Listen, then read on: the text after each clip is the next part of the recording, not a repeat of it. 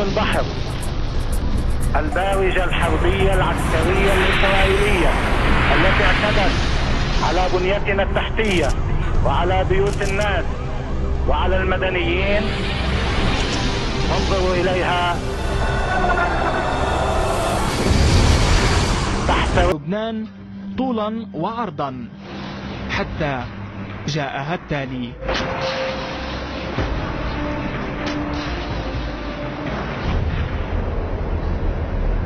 المفاجآت التي وعدتكم بها سوف تبدأ من الآن في عرض البحر في مقابل بيروت الباوجة الحربية العسكرية الإسرائيلية التي اعتدت على بنيتنا التحتية وعلى بيوت الناس وعلى المدنيين، انظروا إليها تحترق.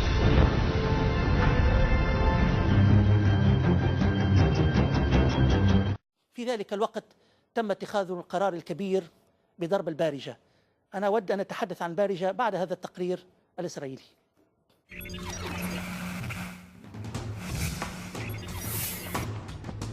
اتخذت اللجنة الوزارية المكلفة إدارة الحرب قرارا بقصف المربع الأمني لحزب الله في الضاحية الجنوبية لبيروت.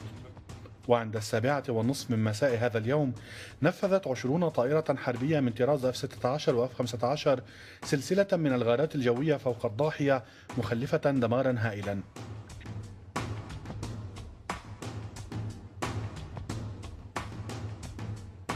بعد العملية بأقل من نصف ساعة ظهر دان حالوتس أمام وسائل الإعلام التي احتشدت في مكتبه، فأطل عليهم ببزته العسكرية ليبدأ كلامه والحماسة تعلو وجهه. قبل 3 دقائق هاجمت طائراتنا الضاحية الجنوبية. لقد جعل حزب الله من دولة لبنان أسيرة لديه، وهدفنا هو تعزيز الردع وإظهار زيف مقولة أن إسرائيل أوهن من بيت العنكبوت. لاحظ حالوتس أن بلبلة بدأت تسود الصحفيين في الصفوف الخلفية للقاعة.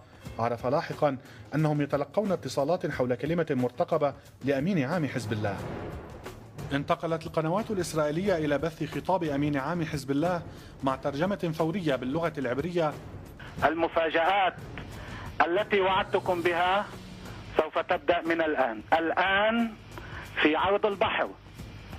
عرض البحر في مقابل بيروت الباوجة الحربية العسكرية الإسرائيلية التي اعتدت على بنيتنا التحتية وعلى بيوت الناس، انظروا إليها تحترق وستغرق ومعها عشرات الجنود الإسرائيليين الصهاينة. سمع الجميع بإصابة البارجة مباشرة من كلام السيد نصر الله، ولم يستطع أحد في مقر رئاسة الأركان تقدير الموقف، ما خلق حالة من الإرباك إلى حد سارع فيه المتحدث العسكري باسم الجيش إلى نفي الخبر ومن ثم تأكيده بعد فترة قصيرة.